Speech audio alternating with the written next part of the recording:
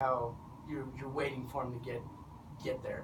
Arenze, had a bit of a role for you guys the first 6-8 games, and then went maybe through that lull that young players go through. And it seems like he's starting to gain traction in the rotation. I mean, what can you say about how his season maybe has been up and down a little bit? Early on, he's another example that he was perfect for us to play our 1-3-1 trapping defense because we could put all that energy at 6'9" up at the top. He was very disruptive. As we got further into preseason play and conference play, teams figured out how to attack it, which neutralized Arenze's effectiveness out on the floor and everything, because he's another one of those players that's still learning this level, how to be consistent, mentally tougher to be consistent on the floor. As of late, you notice we've gone back to that 1-3-1, and we felt like it was very good for us against Oregon, and maybe with even some of these teams got in the stretch, we'll see he'll start to play a bigger role again. The biggest problem with him is he's at the same position as Robo. So as Robert Franks emerged, it kind of neutralized Arenze a little bit because I don't think any of us expected Robo to emerge as greatly as he has this year, where he's putting up those kind of numbers and shooting the ball that well. And it's very difficult to have the two of them on the floor at the same time. But yet there's still minutes there for Arenze, but it comes down to, again, the mental toughness of knowing and doing your job, that you don't knock us out of whack when you're on the floor. What kind of influence has Benny Seltzer had in a short time with the program? The thing I like about Benny is Benny influence becomes a huge factor because of a couple of reasons. He's one of the few players on staff, one of the few members on staff in the program that's been to an NCAA tournament, that knows why we work as hard as we work and has an opportunity to see that vision that maybe the students don't see and maybe all of you don't see. Benny's been here when this program was a winner. And he saw the arena full. He felt the energy in the community, felt the energy in the building, the energy on campus. As a coach, I've coached in that building when it was a winner. And it was a very tough place to play because all that energy that's in the building. So we have this vision.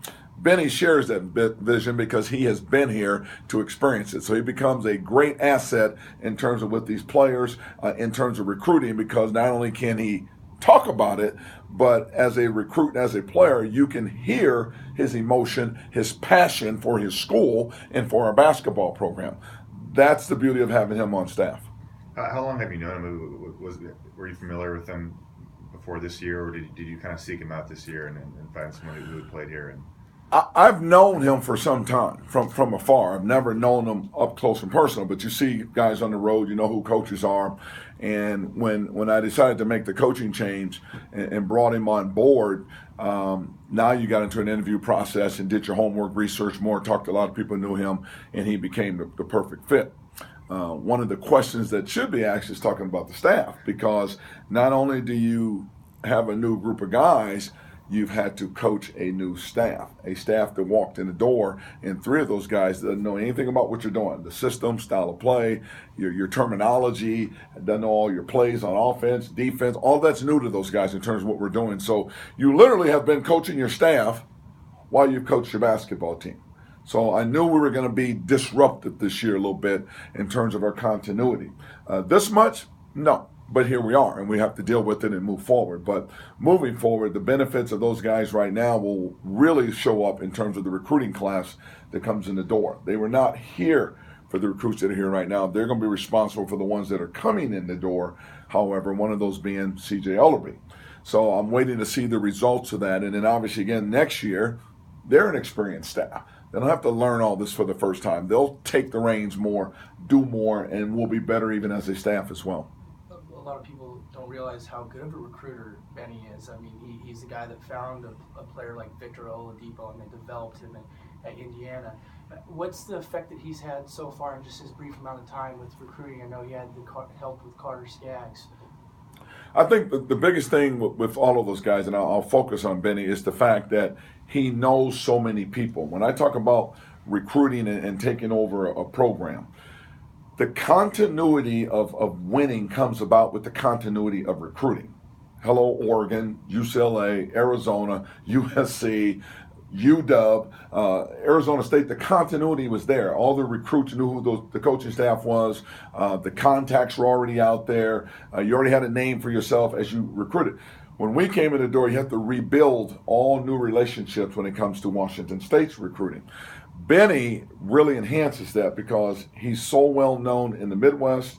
He's been doing this long enough as an assistant and head coach. He's had success here, so he becomes a big asset in terms of your recruiting. He's been very valuable to us just in terms of the energy that he brings to it, name recognition, continuity of contacts out there that he can sell Washington State to. You get Colorado and Utah for the second time around this week, and Colorado is 11-2 at home, while away they're 1-7. What do you see on film that's going to help you? I see a team that struggles when they get away from the emotion of the energy that's in their building. Those 10,000 strong, that tremendous student body presence that's sitting in that arena gives them a huge advantage, and obviously playing in the altitude does it as well too. But for us, it's going to come down again to toughness. They're a tough team to play. We've got to have our mental where it needs to be at game time. Hence, again, hit the reset button with young people to drown out any noise. And we have an opponent here that we can compete with. Let's just focus on the game. There's nothing we can do about the noise. I constantly tell these guys, Ike, Josh, Connor, and Charles all went through a 1-17 season. Today, Charles is playing with the number one team in Lithuania. Ike's drafted into the NBA, had 29 points a couple of nights ago in the D-League. Josh is playing one of the top programs in Japan, and Connor has a chance to play on their national team. I don't think they're thinking about 1-17. I think they're thinking again about the experience they had here, and look how they developed through this situation, and look at where they're in their life today. That's my focus, moving a team, moving a needle, and moving players to help them understand that you're in this moment right here. It does not define who you are as a man, and doesn't define who they are as a player either. Let's deal with it. Let's grow from this moment. I don't care how adverse the situation is. Move the needle, and let's keep moving, because this is just a season. It is not their career. And that's what I'm going to encourage fans as well, too. We knew this wasn't going to happen overnight. This has been a tough rebuild, but we're committed to it. Hopefully you can feel my passion and my energy. If I have to carry all of you, carry the community, carry the student body, get on. I got broad shoulders. Let's go. But I'm not going to be detoured by where we're at, because I think I got a talented group of players. It's evident the way they shoot the ball. Best shooting team I've coached. And I think I need a piece or two before we get there. And we'll just keep moving towards. So I got one more on Benny. Did you reach out to Kelvin and Tom Crean about him? Absolutely. What did they tell you about Benny? I reached out to both of those gentlemen, and they both literally said the same thing. Tom Crean's talked about how much it hurt him when Benny left his program, and Calvin talked about how much he helped him being in his program. And both of those guys spoke very, very highly of him, because not only is he a great recruiter, really understands the game, brings a tremendous amount of energy and passion and a connection to Washington State. The mentoring piece is unbelievable. That's the piece that I really needed with him and Coach Haskins. They're tremendous men, and they're tremendous men of character, and the mentoring that they've brought to this program is huge. And the growth behind the scenes that some of these young men have gone through has been tremendous, and I know it's going to pay great dividends down the road. So, again, I'm happy that he's here with us. You talk about name recognition. Ed Haskins, big in Seattle. Is this the biggest time that WSU basketball within the last 10, 15 years that you can remember has someone that's so recognized in the Puget Sound and that area for recruiting? Well, I don't know WSU's history back 10 years ago if they had a guy on staff from Seattle. No, because I don't think Washington or Washington State has really opened the door up that much to those programs that are in the city over there in Seattle. And yet we have a guy that I was sitting at C.J. Ellerby's game on senior night, and to see the outpouring of emotion from those people in that arena that are key figures in the community, be them principal, coaches, community leaders, civic leaders, and the respect that they came over and paid Ed Haskins. It tells you again the door that we've opened up over in Seattle in terms of recruiting.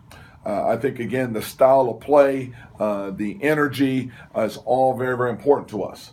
The, as you call it, noise doesn't help what we're trying to get done over in Seattle when you think big picture.